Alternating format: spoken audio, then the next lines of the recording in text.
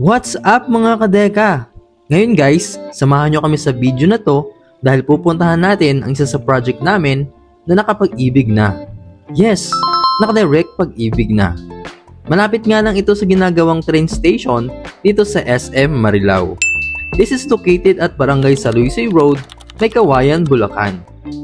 Along highway lang to guys, kaya madaling puntahan. Welcome to Deca Homes May Kawayan.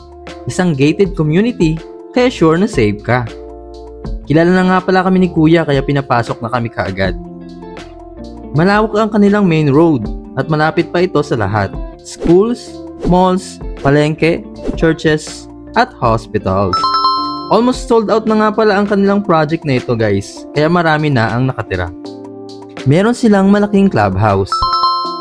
May swimming pool, may basketball court, at children's playground.